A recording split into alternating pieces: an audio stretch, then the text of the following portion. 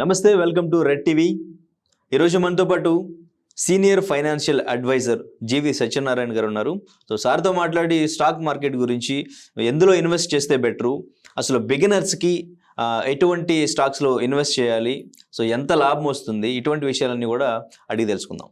నమస్తే సార్. నమస్తే సార్, ముందు బిగినర్స్కి ఈ స్టాక్ మార్కెట్లో ఇన్వెస్ట్ చేయాలి అనుకుంటే ఎటువంటి వాటిలో ఇన్వెస్ట్ చేస్తే బెటరు, మినిమం ఎంత ఇన్వెస్ట్ చేసి ఎంత లాభం పొందొచ్చు? ఓకే, ఇది ఇప్పుడు బిగినర్స్కి ఉపయోగపడే ప్రశ్న. ఉపయోగపడే అంటే డౌట్ అనమాట, ఆలోచన.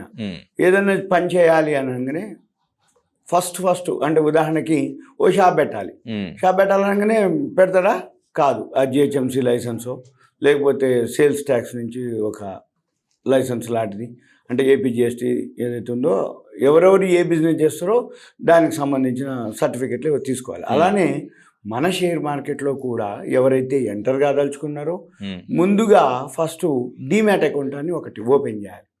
ఈ డీమ్యాట్ అకౌంట్ ఏంటిది అంటే, మనము చేయటానికి ఇప్పుడు ఉదాహరణకి బ్యాంకులో పైసలు వేయాలనుకుంటాం, ఉట్టినే వేస్తామా? బ్యాంక్ అకౌంట్ ఒకటి ఓపెన్ చేయాలి.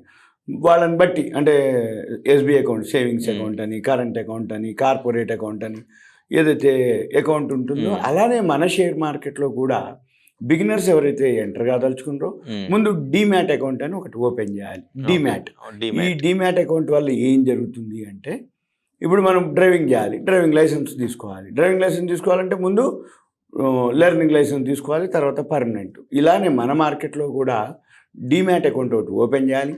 ఈ డీమ్యాట్ అకౌంట్ ఓపెన్ చేయాలంటే PAN card, Aadhaar card, bank details, ఇవన్నీ సిగ్నేచరు, బ్యాంక్ స్టేట్మెంట్, ఇవన్నిటితోటి అకౌంట్ ఓపెన్ అవుతుంది. ఇక అకౌంట్ ఓపెన్ అయినాక మళ్ళీ వీటిల్లో 2 ఆర్గనైజేషన్లు ఉన్నాయి, ఎన్ఎస్డిఎల్, సిడిఎస్ఎల్. మనం ఎక్కడైనా ఓపెన్ చేయొచ్చు. ఎన్ఎస్డిఎల్ అంటే national security depository limited, CDSL అంటే సెంట్రల్ డిపాజిటరీ సెక్యూరిటీ లిమిటెడ్. ఇవి ఏమి చేస్తాయి అంటే, డీమ్యాట్ అకౌంట్ ఏవైతే ఉన్నాయో అవి సర్వీసెస్ చేస్తాయి అన్నమాట. ఇవి మనము ఈ సర్వీసెస్ ఏవైతే ఉన్నాయో జనరల్గా ఏం జరుగుద్ది అంటే, ఎప్పుడైనా కానీ మనము డీమ్యాట్ అకౌంట్ ఓపెన్ చేసినాక అప్పుడు షేర్లు చిన్న ఇన్వెస్ట్మెంట్ ఎంతతో అయినా ఇన్వెస్ట్ చేయొచ్చు. మీరు సింపుల్గా ఇప్పుడు ఏదైతే అంటే ఉదాహరణకి 500, 1000, 2000, 3000 చిన్న అమౌంట్తో కూడా ఇన్వెస్ట్ చేయొచ్చు. ఇంకా ఏంటిదంటే 100 రూపాయల షేర్ ఉంది, ఒక షేర్ అయినా కొనుక్కోవచ్చు, అంటే 100 రూపాయలైనా సరిపోతుంది. అలా అంటే బేసిక్ చిన్న మినిమం ఇన్వెస్ట్మెంట్. అయితే ఈ మినిమం ఇన్వెస్ట్మెంట్ ఏదైతే ఉందో ఆ మినిమం ఇన్వెస్ట్మెంట్ వల్ల అంటే తెలుసుకోవటం వరకే తప్ప ఇన్వెస్టర్లు అందరూ కూడా ఈ 100 రూపాయలు 200, 300 పెడితే అది ఎప్పుడు పెరిగి ఎంత పెరిగి రిటర్న్స్ ఎంత వస్తుంది అనేది ఉంటుంది. కాబట్టి కొంచెం పెట్టినప్పుడు కొంచెమే వస్తుంది రిటర్న్స్, రిస్క్ కూడా కొంచెమే ఉంటుంది. కాకపోతే ఏంటంటే కనీసం ముందు ఇన్ఫర్మేషన్ తీసుకోవాలి, నాలెడ్జ్ గెయిన్ చేయాలి. ఈ నాలెడ్జ్ గెయిన్ చేసి ఇన్ఫర్మేషన్, అంటే ఉదాహరణకి కంప్యూటర్ షాప్ పెట్టాలనుకుంటాడు ఒక అతని కాడ పైసలు ఉన్నాయి. కంప్యూటర్ షాప్ పెట్టాలంటే తెలవాలి కంప్యూటర్ అంటే ఏంటి, ర్యామ్ ఏంటిది, కంపెనీలు ఏంటిది, ఏదైతే సిపియు, కీబోర్డులు, ఇవన్నీ ఏదైతే కంప్యూటర్కి సంబంధించిన నాలెడ్జ్ ఉండాలి. బట్టలు కొట్టి పెట్టాలంటే కంపెనీలు ఏంటిది అది తెలవాలి. అంటే ఒక సైకిల్ షాప్ పెడదాం అనుకుంటాం, సైకిల్ పార్ట్స్ ఏమేమి ఉంటాయి, కంపెనీలు ఏముంటాయి, అవన్నీ తెలవాలి. అలానే మన షేర్ మార్కెట్లో ఏదైతే పెట్టుబడి పెడదామని అనుకుంటో, ఎంటర్ అవుదాం అనుకుంటుండో, ముందు షేర్ మార్కెట్ గురించి అవగాహన తెలుసుకోవాలి, షేర్ మార్కెట్ గురించి తెలుసుకోవాలి, షేర్ మార్కెట్లో ఒడిదుడుకులు తెలుసుకోవాలి, షేర్ మార్కెట్లో ఏవైతే ఇన్ఫర్మేషన్ ముందు తీసుకొని ముందు ఒక డీమ్యాట్ అకౌంట్ ఓపెన్ చేసుకొని, ప్రప్రథమంగా అయితే మ్యూచువల్ ఫండ్స్ సేఫ్. ఫస్ట్ లెర్నర్స్కి, బిగినర్స్కి మ్యూచువల్ ఫండ్స్ అని ఉంటుంది. 100 రూపాయలు, 50 రూపాయలు, 200, 300, 500 చేయొచ్చు. అయితే ఈ మ్యూచువల్ ఫండ్స్ ఏం చేస్తాయి అంటే, మంచి కంపెనీల్లోనే వాళ్ళు ఇన్వెస్ట్ చేయడం జరుగుతుంది. వేరే మామూలుగా అంటే కంపెనీ పర్ఫార్మెన్స్ లేనటువంటివి, బాగలేనటువంటి వాటిల్లో వాళ్ళు చేయరు.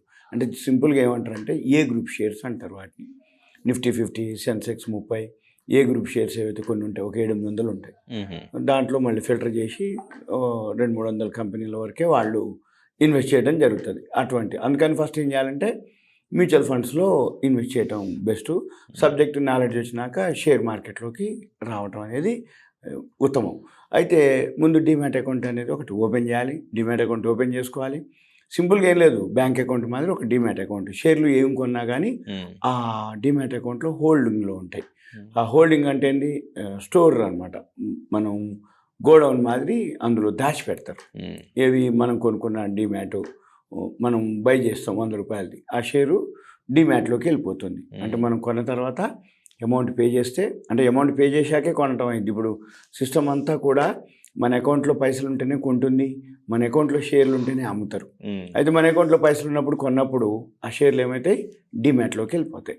ఎప్పుడైతే డీమ్యాట్ అకౌంట్లోకి వెళ్ళిపోతాయో అప్పుడు మనము అంటే అందులో ఉంటాయి. బ్యాంకులో ఇప్పుడు మనం పైసలు వేసినాం, ఒక ₹1000 వేసినాం, చూపిస్తుంది పాస్బుక్ స్టేట్మెంట్.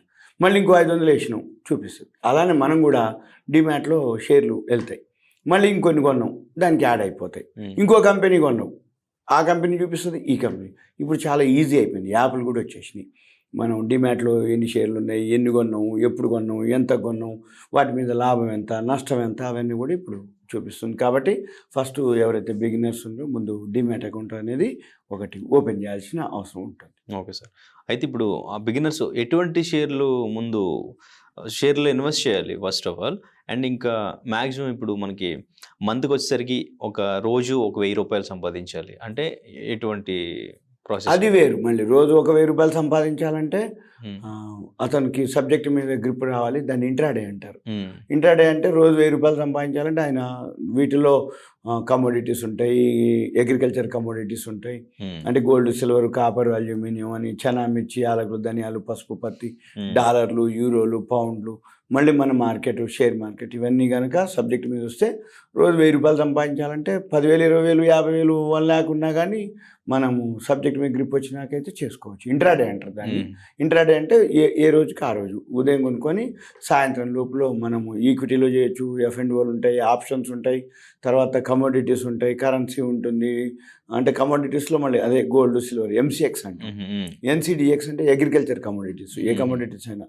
అయితే చిన్న మొత్తాలు ఉన్న వాళ్ళకి అంతగా హెల్ప్ చేయవు.